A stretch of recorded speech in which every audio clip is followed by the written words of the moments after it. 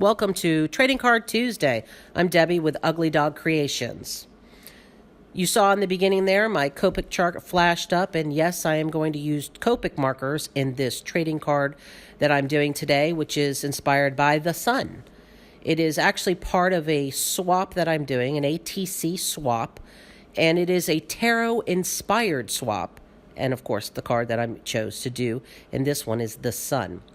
I started out by laying down a base color of Copic markers for Y00 in barium yellow. And I covered the entire card with that to kind of give me a base to work with and then to be able to blend off of that.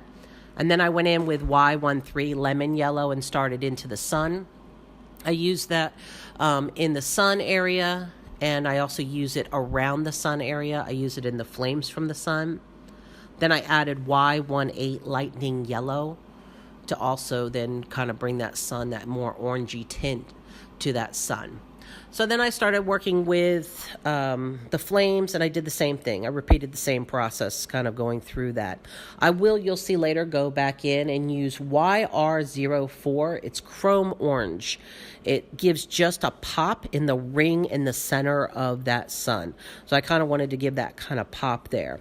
So I'm actually working on a Bristol board. It's a Strathmore Bristol board. And this particular Bristol board that I'm using was cut to size already. I purchased them on Amazon. It's Artist Trading Cards by Strathmore Bristol Smooth Paper. So it worked pretty well. It did not really bleed all the way through. It accepted the color pretty well, so that was pretty nice. So I continue to work on the card kind of like this. I'm going to talk a little bit about Artist Trading Card Tuesday. In future videos, there'll be less talking and it'll be more just a speed paint. But I just want to set you up for these basically next 51 weeks of cards. I recently received some Copic markers, started about 3.5 months ago, receiving a gift, and then started to kind of add a couple to my supply. So I'm going to be using Copic markers is basically what I'm saying in the next few videos for sure. But then I'm going to branch out. I do like to use Prismacolor. I like to use watercolor pencils. I like to use watercolor paints. So those things will also show up in the Art Trading Card Tuesday. I'll use a variety of mediums. If I get some requests for some mediums, if I have them, I'll definitely use them. If I don't have them, I'll see how affordable they are that I can use them and try to create something else. All the work will be original artwork. Sometimes it will be inspired by a swap. Again, I mentioned a swap earlier. It's called ATCs with an S, ATCS for all.com. Great place if you're ever looking to do any type of art swaps. You work on a piece, you send it out, you get then pieces back. It's a really, really great way to meet some artists, to see some people's different types of art, to receive little pieces of original art. They do ATCs, but they also do mail art, something that I was definitely into 10 or so years ago. A lot of mail art, very interesting work. And you, like I said, you get to meet a lot of different artists and see their work. And there's a variety of artists. There are artists that make original pieces that are all hand drawing. There's some collage artists. There's just all kinds of artists that you'll find out there. So go over there. If it's something that you might be interested, check it out. You never know. You might find something that you want to swap with somebody, and I'm sure they would love to swap with you. So I continued working on the sun for quite a while, and I did speed this up about 350% so that it would go as faster, so you don't have to sit and watch the entire time of it. I inked this particular piece with a Copic multi-liner 0.3, and I found that was a pretty good size for this card. The 0.3 is a pretty versatile. I usually like to work in a 0.5 and sometimes even a 0.8. I like a thicker line sometimes, but working on this small of a size, the 0.3 seemed to work pretty well. Once I was done with the sun and kind of getting that base in the background, I went into the flowers. And as I went into the flowers, I used R12, which was light tea rose, R14, which is light rouge, and R17, lipstick orange.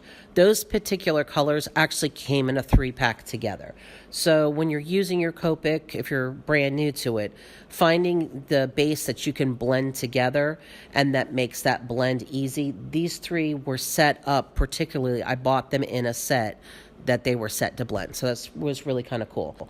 So I work on the flowers with that. I actually do go back in with a little bit of colorless blender to help with that highlight on the flowers just a little bit, to give that little bit of pop. In the center of the flowers, I used E17, which is reddish brass, and E18, which is copper.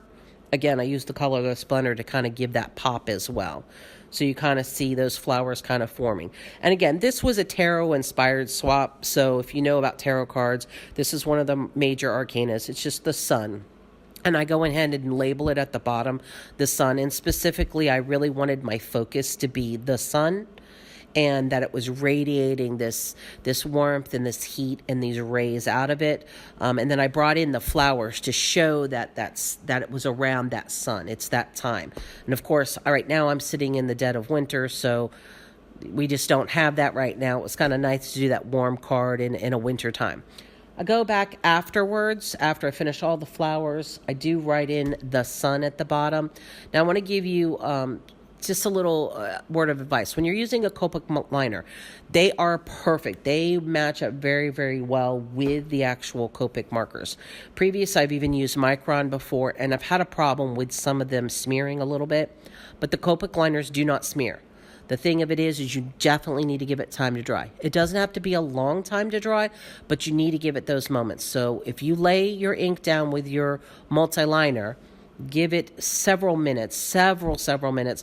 Let it set. Once it's set, then you can go in and erase any pencil marks you may have. Then you can go in and add your Copic.